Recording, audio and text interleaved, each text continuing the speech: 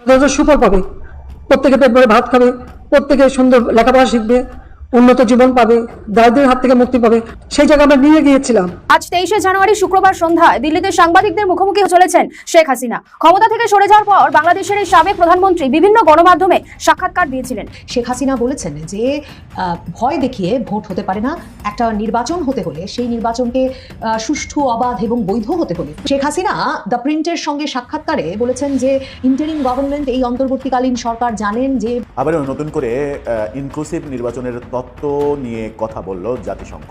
জাতিসংঘ এখনো চাইছে বাংলাদেশে ইনক্লুসিভ নির্বাচন হোক। ইনক্লুসিভ নির্বাচন হতে হলে 12 ফেব্রুয়ারি নির্বাচন বন্ধ করতে হবে, নির্বাচন পিছিয়ে দিতে হবে, পুনঃতফসিল করতে হবে, আওয়ামী লীগকে নির্বাচন করার সুযোগ দিতে হবে, তাদেরকে দেশে ফিরতে দিতে হবে। ওয়ান এন্ড অনলি ব্লুটুথ বয় বাংলাদেশ সেনাবাহিনীর প্রধান জেনারেল ওয়াকারুজ্জামান খুবই কড়া বক্তব্য এসেছে, নির্বাচন নিরপেক্ষ এবং সুষ্ঠুভাবে সম্পন্ন করতে হবে। সম্মানিত দর্শক, নতুন একটি নিউজে আপনাকে স্বাগতম। আজকে দিনে বাংলাদেশের সর্বশেষ রাজনৈতিক যে পরিস্থিতির তৈরি হয়েছে তারই আলোকে খুবই গুরুত্বপূর্ণ কিছু ভিডিও নিয়ে আপনাদের সামনে হাজির হয়েছি। তাই আজকের ভিডিওটি খুবই গুরুত্বপূর্ণ হতে যাচ্ছে।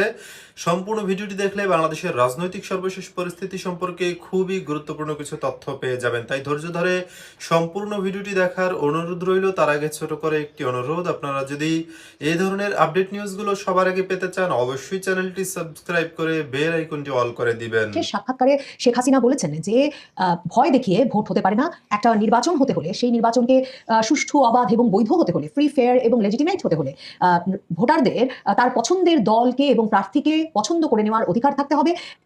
বিএনপি জামাতের প্রার্থীরা যেভাবে, নেতাকর্মীরা যেভাবে মানুষের ঘরে ঘরে গিয়ে তাদেরকে সহিংসতার ভয় দেখিয়ে অথবা ভাঙচুরের ভয় দেখিয়ে, ডিস্ট্রাকশন অথবা ভায়োলেন্সের ভয় দেখিয়ে ভোটে আসতে বলছেন বা ভোট দিতে বলছেন, এভাবে ভোট হতে পারে না।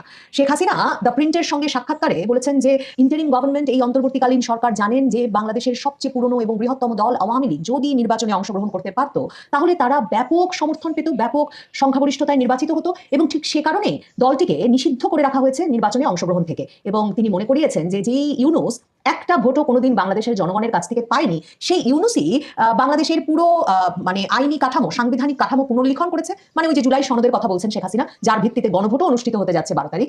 তো শেখ হাসিনা বলছেন যে যেই লোকটি একটা ভোটও কোনোদিন পায়নি, সেই ব্যক্তিটি বাংলাদেশের সকল আইনি কাঠামোকে পুনর্লিখন করে নিজের অবৈধ কার্যকলাপকে বৈধ করে নেওয়ার প্রক্রিয়া শুরু করেছে বা সেই প্রক্রিয়া চালু করেছে। শেখ হাসিনা এই সাক্ষাৎকারটিতে বলেন যে এই পুরো প্রক্রিয়াটাকে কোনো পরিবর্তন, রূপান্তর, ক্ষমতা হস্তান্তর বলা যায় না, এটা কোনো ট্রানজিশন নয়, এটা এক রকমের কর্তৃত্ববাদ মাত্র।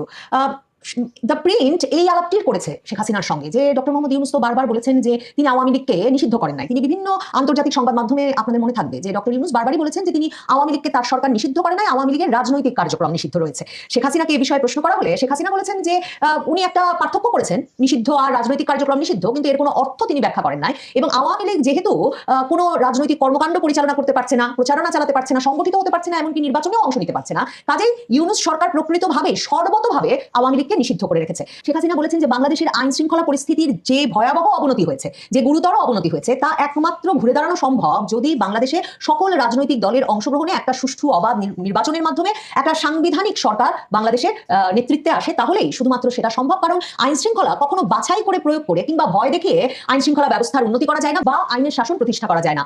শেখ হাসিনার এই সাক্ষাৎকারটি যখন এসেছে, প্রিন্ট লিখছে, তার মাসখানেক আগেই মাত্র ওসমান হাদির মৃত্যুর পর বাংলাদেশে ভয়াবহ সহিংসতার ঘটনা ঘটেছে। প্রিন্ট সেটা 18 ডিসেম্বরের হাদির মৃত্যুর ঘটনার পরের সহিংসতা, প্রথম আলো, ডেইলি স্টারের অগ্নিসংযোগ, এসবগুলোর কথা মনে করিয়ে শেখ হাসিনাকে প্রশ্ন করেছিল এবং শেখ হাসিনা তার উত্তরে বলেছেন যে বাংলাদেশে যেহেতু এখন এমন একটা সরকার বসে আছে ক্ষমতায় যারা অনির্বাচিত এবং যারা কোনো রকম, যাদের কোনো জনপ্রিয়তার কোনো ম্যান্ডেট নাই, পপুলার ম্যান্ডেট নাই, মানে জনপ্রিয়তার ভিত্তিতে নির্বাচিত হয়ে তারা আসে নাই, কাজেই তারা এক্সট্রিমিস্ট ফ্যাকশনগুলোকে, চরমপন্থী গোষ্ঠীগুলোকে বাংলাদেশের রাজনীতি দখল করে নেওয়ার সুযোগ দিয়েছে। এবং তিনি বলছেন যে ইউনূস সরকার এ কারণে সংস্কার দেওয়ার পরিবর্তে, মানে সংস্কারের কথা বলে তারা ক্ষমতায় এসেছে, কিন্তু সংস্কার দেওয়ার পরিবর্তে এই অন্তর্বর্তীকালীন সরকার র্যাডিক্যাল গ্রুপ, মৌলবাদী চরমপন্থী গোষ্ঠীগুলোকে ক্ষমতার কেন্দ্রে বসিয়েছে এবং মব জাস্টিস, মবের বিচার প্রতিষ্ঠা করেছে এবং পলিটিক্যাল ভয়েসেস, সকল রকম বৈধ রাজনৈতিক কণ্ঠস্বরকে এক রকমের রুদ্ধ করেছে, তাদের কণ্ঠ চেপে ধরেছে। শেখ হাসিনা বলেছেন যে এই মুহূর্তে বাংলাদেশে কোনো রকম আইন শৃঙ্খলা নাই, no semblance of law and order. Yunus সরকার নিয়মিতভাবে সহিংসতার বিরুদ্ধে ব্যবস্থা নিতে ব্যর্থ হয়েছে এবং এরা ইচ্ছা করে এক্সট্রিমিস্টদের, চরমপন্থীদেরকে শক্তিশালী করেছে যাতে তারা ভয়াবহ নৃশংসতা, ডেইলি অ্যাক্টস অফ ব্রুটালিটি এবং বাংলাদেশের যে একটা বৈচিত্র্যময় চরিত্র ছিল, একটা অন্তর্ভুক্তিমূলক চরিত্র ছিল, বৈচিত্র্য গ্রহণের যে সক্ষমতা ছিল, প্লুরালিজমের যে আদর্শ ছিল, বহুত্ববাদ যে ছিল সমাজে, সেটা একেবারে ধামাচাপা পড়ে গেছে এবং বাংলাদেশে এর মাধ্যমে কোনো রকম বৈচিত্র্য বা ভিন্ন মতকে রীতিমতো সামাজিক শত্রু, রাজনৈতিক শত্রু হিসেবে চিহ্নিত করা হচ্ছে। এবং শেখ হাসিনা সেক্ষেত্রে সবচেয়ে গুরুত্বের সঙ্গে আলাদাভাবে এই বিষয়টি নিয়ে মানে বিস্তারিত কথা বলেছেন প্রিন্টের সঙ্গে এই সাক্ষাৎকারে। আমার মনে হয়েছে সেটা শেখ হাসিনার নির্বাচনের আগে একটা গুরুত্বপূর্ণ অবস্থান, যে বাংলাদেশের পুরো সোসাইটির, সমাজের চরিত্রটা বদলে গেছে, সমাজটা র্যাডিকালাইজড হয়ে গেছে, চরমপন্থার বিকাশ হয়েছে এবং এমন উগ্রবাদের বিকাশ হয়েছে যে বাংলাদেশের যে মৌলিক আদর্শগুলো ছিল সেগুলো একেবারে ধ্বংসের দ্বার প্রান্তে পৌঁছেছে।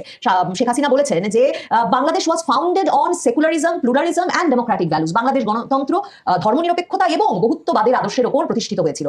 কিন্তু এখানে তিনি রীতিমতো জামায়াতে ইসলামীর নাম উল্লেখ করে এই সাক্ষাৎকারটিতে তিনি উদ্বেগ প্রকাশ করেছেন। তিনি বলেছেন যে জামায়াতে ইসলামী এবং অন্যান্য চরমপন্থী গোষ্ঠীগুলোকে ইউনূস সরকার পুনর্বাসন করবার মাধ্যমে বাংলাদেশের যে জাতিগত চরিত্র, সেই চরিত্রটাই নষ্ট হয়ে যাচ্ছে, threatens the very fabric of our nation. এবং তিনি বলেছেন যে যখন মূলধারার রাজনীতিতে চরমপন্থী গোষ্ঠীদেরকে পুনর্বাসন করা হয়েছে বা চরমপন্থী গোষ্ঠীদের ঢুকতে দেওয়া হয়েছে, তারা কোনোভাবেই রাষ্ট্রটাকে একটা মধ্যপন্থার সহনশীল চরিত্রে থাকতে দেয় না। They do not moderate the state, they seek to reshape it in their own image. তারা চেষ্টা করে রাষ্ট্রের চেহারা বদলে তাদের পছন্দ মতো চেহারা দিতে এবং দেশ থেকে বহুত্ববাদের, মানে বিভিন্ন মত, পথ, ধর্ম, বর্ণের লোক যে একটা দেশে থাকবে, সেই প্লুরালিজমের চরিত্রটার একেবারে শেষ চিহ্নটা পর্যন্ত মুছে ফেলতে শেখ হাসিনা এটা বলে, মানে তিনি বলেছেন যে এটা একটা deeply concerning trajectory for Bangladesh. বাংলাদেশের জন্য এটা একটা গভীরভাবে উদ্বেগজনক ধারা, যেটা বাংলাদেশের সমাজটাকে বহুভাগে বিভক্ত করে ফেলেছে। এবং সবচেয়ে গুরুত্বপূর্ণ গুরুতর সমস্যা যেটা, বাংলাদেশকে এটা একেবারে আন্তর্জাতিক বিশ্ব থেকে আলাদা করে ফেলছে, আন্তর্জাতিক বিশ্ব মুখ ফিরিয়ে নিচ্ছে বাংলাদেশ থেকে। কারণ তারা কোনোভাবেই এই যে মব ভায়োলেন্স দ্বারা, মব সহিংসতার মাধ্যমে একটা দেশ পরিচালিত হচ্ছে কিংবা একটা দেশে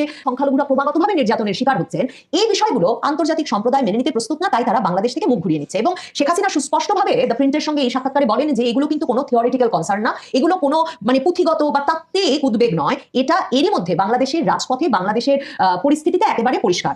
শেখ হাসিনা বলেছেন যে জামাতের উত্থানের সঙ্গে সঙ্গে বাংলাদেশে আরো একটা ভয়াবহ ঘটনা ঘটছে, সেটা হচ্ছে ঐতিহাসিক যে সত্যগুলো, সেগুলো একেবারে উদ্দেশ্যমূলকভাবে সেই ঐতিহাসিক সত্যগুলোকে প্রশ্ন করা হচ্ছে এবং ঐতিহাসিক সত্যগুলোর যে বয়ানগুলো, সেগুলো একরকম ভেঙে দেওয়া হচ্ছে, সেগুলো নতুন করে তাদের বয়ান প্রতিষ্ঠার চেষ্টা হচ্ছে, রিভিশনিজম দেখা যাচ্ছে, বাংলাদেশের ইতিহাস নতুন করে লেখার প্রচেষ্টা চলছে। শেখ হাসিনা বলেছেন যে আমরা আজকে যা দেখছি সেটা হচ্ছে ঐতিহাসিক সত্যকে মুছে ফেলার চেষ্টা।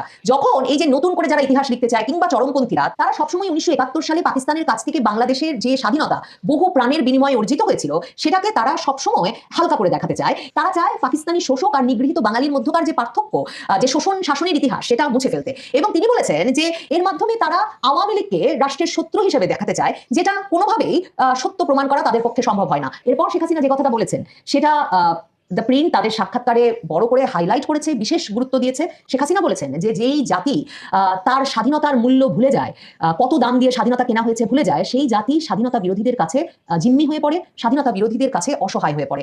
এবং শেখ হাসিনা বলেছেন যে আমাদের স্বাধীনতা যুদ্ধের ইতিহাস রক্ষাটা কোনো রাজনীতির বিষয় নয়, এটা একেবারেই আমাদের সার্বভৌমত্ব এবং আমাদের আত্মপরিচয় রক্ষার বিষয়। শেখ হাসিনা এই অক্টোবর মাস থেকে অসংখ্য সাক্ষাৎকার দিয়েছেন আন্তর্জাতিক শীর্ষস্থানীয় প্রায় সকল সংবাদ মাধ্যমে, ভারতের শীর্ষস্থানীয় প্রায় সকল সংবাদ মাধ্যমে।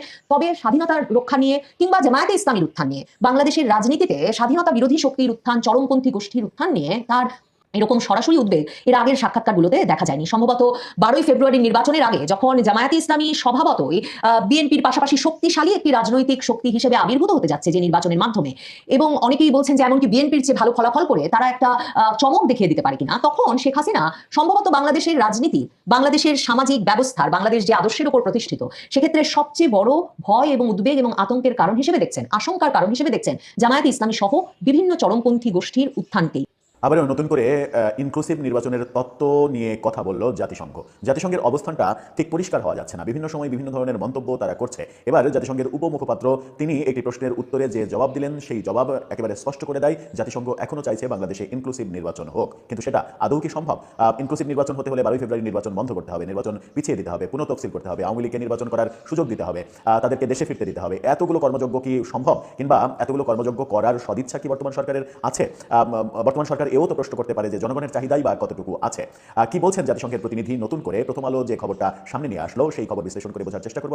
জাতিসংঘ বারবার তাদের ভোল পাল্টাচ্ছে কেন, সেটা একটা বড় ব্যাপার। তারা তাদের অবস্থানে একেবারে অনড় থাকতে পারছে না কেন? প্রতিটা মুহূর্তে বিভিন্ন দিকের অবস্থা বিশ্লেষণ করে তারা হয়তো নানা রকমের মন্তব্য করছে নানা সময়ে। এবার যেমন দেখা গেল যে তারা বাংলাদেশের নির্বাচন নিয়ে যে মন্তব্য করলো, সেই মন্তব্যের অর্থ দাঁড়ায় আওয়ামী লীগ সহ সবাইকে নিয়ে ইনক্লুসিভ নির্বাচনের কথাই তারা ভাবছে। প্রথম আলো শিরোনামটা দেখে নিন। প্রথম আলো বলছে জাতিসংঘ মহাসচিবের উপমুখপাত্র, সব নাগরিক অংশ নিতে পারেন এমন নির্বাচনী পরিবেশ গুরুত্বপূর্ণ।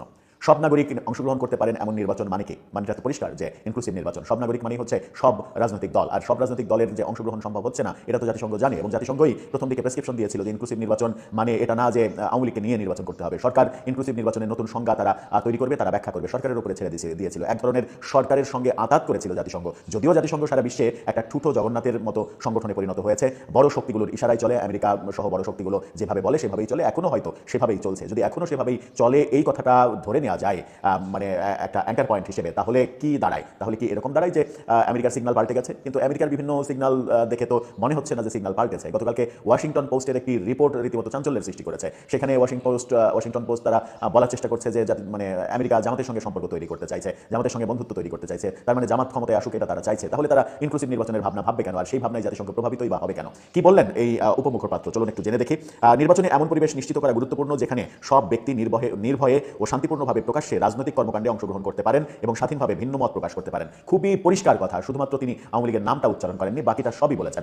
কি বলছেন? যে সব মানে লোক যেন প্রকাশ্যে রাজনৈতিক কর্মকাণ্ডে অংশগ্রহণ করতে পারে এবং স্বাধীনভাবে ভিন্ন মত প্রকাশ করতে পারে। কিন্তু বর্তমান সময়ে কি আমরা এটা দেখছি না যে পূর্বের যে কোনো সময়ের মতোই ভিন্ন মতকে দমন করা কিংবা ভিন্ন মতকে প্রশ্রয় না দেওয়ার ব্যাপারগুলো চলছে? ভিন্ন মতকে সহ্য করা হচ্ছে না, ভিন্ন মত দিলেই সেটার উপরে মানে এক ধরনের খড়গ নেমে আসছে। এরকমটা অনেক ক্ষেত্রেই তো আমরা দেখছি, যেটা আমাদের বাংলাদেশের রাজনৈতিক ধারাবাহিকতায় আমরা বহু বছর ধরে দেখে আসছি। তার পরিবর্তন কিন্তু আমরা হতে দেখিনি। সেই ক্ষেত্রে সেই রকম অবস্থায় দাঁড়িয়ে জাতিসংঘ নতুন করে আবার বলবে যে সবার সহাবস্থান দরকার, সবার সমান অংশগ্রহণ দরকার।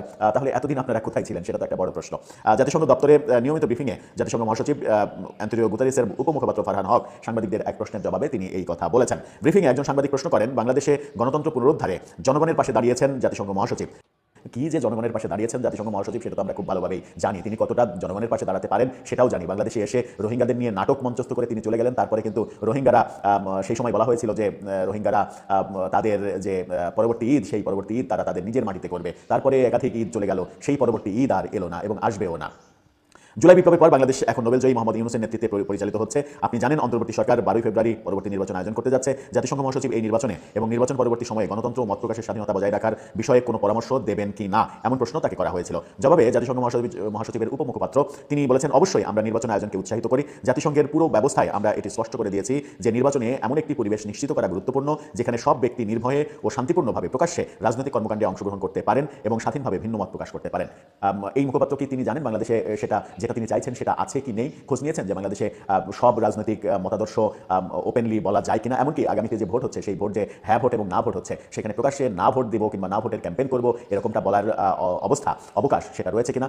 সেই প্রশ্নটা এই কারণেই করছি যে গতকালকেই আমরা এই আলোচনাও করেছি যে না ভোটের ঘোষণা দেওয়ার কারণে জাতীয় পার্টির চেয়ারম্যানকে গ্রেপ্তার করা এবং তার দলকে নিষিদ্ধ করা, নির্বাচনে অংশগ্রহণ করতে দিলে পুরো নির্বাচনী ম্যাসাকার করে দেওয়ার হুমকি তো দেওয়া হয়েছে এবং সেই দৃশ্য তো আমরা দেখেছি। সুতরাং এরকম পরিবেশ বাংলাদেশে বিরাজ করছে না যে সবার যে রাজনৈতিক মানে মতাদর্শ সেই রাজনৈতিক মতাদর্শ ওপেনলি সে প্রকাশ করতে পারে কিংবা চর্চা করতে পারে কিংবা তার মতামত দিতে পারে। তাহলে জাতিসংঘ কি করবে? জাতিসংঘের আদৌ কি কিছু করার আছে? কিছুই করার নেই। জাতিসংঘ একটা নামমাত্র প্রতিষ্ঠানে পরিণত হয়েছে। এদের বিন্দুমাত্র কোনো ক্ষমতা নেই। এরা ক্ষমতাধরদের এক ধরনের ইশারাই চলে। ক্ষমতাধররা যেভাবে ইশারা করে সেভাবেই তারা চলে।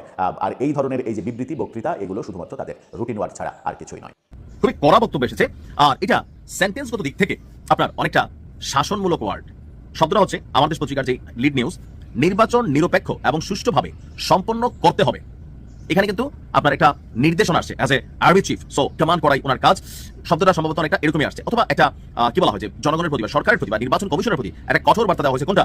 নির্বাচনকে নিরপেক্ষ এবং সুষ্ঠুভাবে সম্পন্ন করতে হবে, নির্বাচন সুষ্ঠু হতে হবে, সেটা একরকম শব্দ। আর সম্পন্ন করতে হবে বাংলা সেন্টেন্সগত দিক থেকে আমরা যদি চিন্তা করি তাহলে এটাতে জোর দেওয়া হয়েছে। তো কেন হঠাৎ করে আমাদের সেনাপ্রধান এই কথা বলছেন? আসন্ন জাতীয় সংসদ নির্বাচনকে কেন্দ্র করে প্রত্যেক দলের মধ্যে একটা পারসেপশন আছে যে লেভেল প্লেইং ফিল্ড থাকবে কিনা, রাতের বেলা ভোট হবে কিনা। কারণ কেউ বলছেন যে তাহাজ্জুদ করে আসতে হবে, কেউ বলছেন ফজর পরে আসতে হবে, আর ভোট হবে দিনে। তাহলে কোথাও কি কোনো রকম ঝামেলা? তো এই বিষয়গুলো নিয়ে আন্তর্জাতিকভাবে দেশীয়ভাবে নানান বক্তব্য আছে। খোদ জামাত তারা ইউর কাছে বলেছে যে নির্বাচন লেভেল প্লেইং ফিল্ড এবং নির্বাচনের দিন নিয়ে তারা শঙ্কিত আছে। এই যে শঙ্কা, জনগণের একটা অংশ মনে করছে নির্বাচনের কোনো ভেজাল হয় কিনা, নির্বাচনে যাবো কিনা, ভোট কেন্দ্রে ভোট দেবো কিনা। আমি মনে করি আপনি অবশ্যই ভোট দিবেন। তো এই সবকিছু মিলিয়ে পরিবেশটাকে কোলাহল মুক্ত করতে সেনাপ্রধান বিশেষ ভূমিকায় আপনারা যাচ্ছেন। সেনাবাহিনী এই নির্বাচনকে কেন্দ্র করে সর্বোচ্চ লেভেলের ইফোর্ট দিবে ঘোষণা সেনাপ্রধানের। পাশাপাশি তিনি বলছেন যে এই জাতীয় সংসদ নির্বাচনকে শান্তিপূর্ণ, নিরপেক্ষ এবং সুষ্ঠুভাবে সম্পন্ন করার লক্ষ্যে সবাইকে একসাথে কাজ করতে হবে। পেশাদারি, নিরপেক্ষতা, শৃঙ্খলা, ধৈর্য, নাগরিক বান্ধব আচরণের মাধ্যমে দায়িত্ব পালন করতে হবে।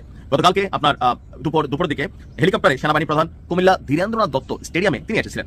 এরপর সেখানে সেনা সদস্যদের যে কার্যক্রম সরেজমিনে তিনি আপনার পর্যবেক্ষণ করেছেন এবং প্রয়োজনীয় দিক নির্দেশনা প্রদান করেন। তো ওনার বক্তব্য হচ্ছে যে এই জাতীয় সংসদ নির্বাচনে এবং গণভোটে সার্বিক আইনশৃঙ্খলা পরিস্থিতি মূল্যায়ন এবং in aid to the civil পাওয়ার এর আওতায় মোতায়েনরত যারা সেনাবাহিনীর সদস্যরা আছেন তাদের প্রতি তিনি এই বার্তা দিয়েছেন। সেনাপ্রধান কুমিল্লা জেলা প্রশাসনের সম্মেলন কক্ষে ঊর্ধ্বতন সামরিক কর্মকর্তা, বিভিন্ন জেলার আইনশৃঙ্খলা রক্ষাকারী বাহিনী এবং অসামরিক প্রশাসনের কর্মকর্তাদের সাথে মত বিনিময় করেন। অর্থাৎ এই নির্বাচনটাকে নিয়ে সবার মধ্যে একটা পারসেপশন কিন্তু আছে। ডক্টর ইউনূসের জন্য একটা চ্যালেঞ্জ আছে, কেউ কেউ মনে করছেন এখানে হুন্ডা দিয়ে ভোট হবে। তো সবকিছু মিলে যেহেতু অনেক বছর পর একটা পরিপূর্ণ নির্বাচন, সুষ্ঠু নির্বাচনের ইস্যু আসছে, তো সেই ক্ষেত্রে ডক্টর ইউনূস যদি এটা ফেল করে তাহলে পুরো সিস্টেম ফেল হবে, সবারই বদনাম হবে। আর সেই জন্য সেনাপ্রধান বলেছেন এবার ভোট কেন্দ্রে ভোট দখল থেকে শুরু করে কোনো কিছুর সুযোগ নাই। আইনশৃঙ্খলা বাহিনী, বিশেষ করে সেনাবাহিনী নির্বাচনকে সুষ্ঠু করতে সর্বোচ্চ লেভেলে। এই ভিডিওগুলো দেখছিলেন, এই সম্পর্কে আপনাদের মন্তব্য কমেন্টে লিখে পাঠাবেন। ভিডিও ভালো লাগলে চ্যানেলটি সাবস্ক্রাইব করতে ভুলবেন না। এবারের মতো এখানেই বিদায় নিচ্ছি, শীঘ্রই দেখা হবে নতুন কোনো ভিডিও নিয়ে। ততক্ষণ সকলে ভালো থাকুন, সুস্থ থাকুন। আসসালামু আলাইকুম ওয়া রাহমাতুল্লাহি ওয়া বারাকাতুহু।